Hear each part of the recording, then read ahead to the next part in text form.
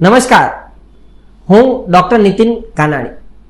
આજે આપણે વાત કરીશું લોકોને નાની ઉંમરમાં જે હાર્ટ એટેક આવે છે. તો આપણે એવું વિચારીએ છીએ કે લોકોને નખમાં રોગ નથી હોતો અને અચાનક હાર્ટ એટેક આવી જાય. તમે સાંભળ્યું હશે કે ઘરે ઉઠ્યા, ચા પીધું, સોફે બેઠા, પેપર વાંચતા હતા અને અચાનક હોઈ ગયા. ઓફિસમાં તમે જ્યારે બેઠા હો કે ઓફિસમાં બેઠા બેઠા તમે કામ કરો છો અને અચાનક તમને એટેક આવી જાય છે. તો આ અચાનક જેવું કાંઈ હોતું નથી.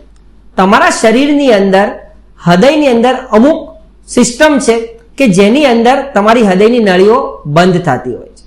હવે એને આર્ટેરિયોસ્ક્લેરોસિસ કહેવાય કે જે લોહીની નળી છે એ નળીની અંદર કોલેસ્ટ્રોલ જમા થતું હોય.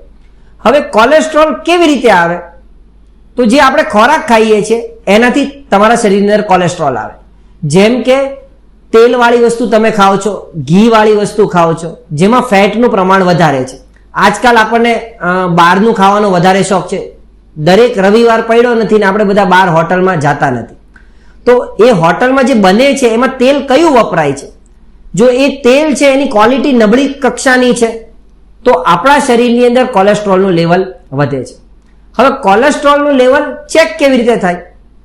તો તમે લિપિડ પ્રોફાઇલ નામનો તમારા ડોક્ટરે સાંભળ્યું છે કે લિપિડ પ્રોફાઇલનો રિપોર્ટ કરવાનો કીધો હોય હૃદય માટે. તો લિપિડ પ્રોફાઇલની અંદર ખાસ બે પેરામીટર તમારે ચેક કરવાના, એક કોલેસ્ટ્રોલ છે અને બીજું છે એલડીએલ. કોલેસ્ટ્રોલની માત્રા 200 કરતા જો ઉપર જાય છે તો એનો અર્થ કે તમારા શરીરમાં લોહીની નળીઓમાં હવે વધારાનું કોલેસ્ટ્રોલ જમા થશે.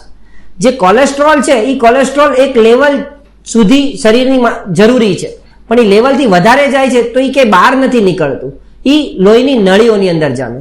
સેમ એ જ રીતે એલડીએલ, જેને લો ડેન્સિટી લાઇપોપ્રોટીન કહેવાય છે.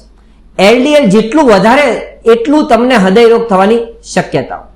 તો તમે જ્યારે પણ તમારો લિપિડ પ્રોફાઇલનો રિપોર્ટ કરો એમાં ખાસ આ બે પેરામીટર જોવાના. અને જો એલડીએલ તમારું 120 ની ઉપર છે તો તમારે કોઈ પણ રીતે એને કંટ્રોલ કરવાનું છે. એ ચાહે તમે દવાથી લઈને કરી શકો છો અથવા તો તમે તમારી લાઇફસ્ટાઇલ મોડિફિકેશન્સ કરીને કરી શકો છો.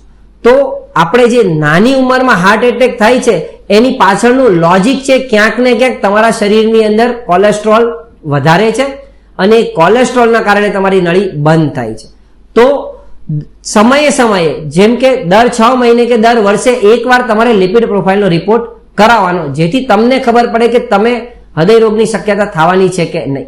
અને આવા જ હેલ્થ રિલેટેડ ઇન્ફોર્મેશન્સ માટે મારી આ જે ચેનલ છે એને સબસ્ક્રાઇબ કરો. હું વીકલી બેઝિસ પર તમને હેલ્થની ઇન્ફોર્મેશન આપતો રહીશ. Thank you very much for watching this video.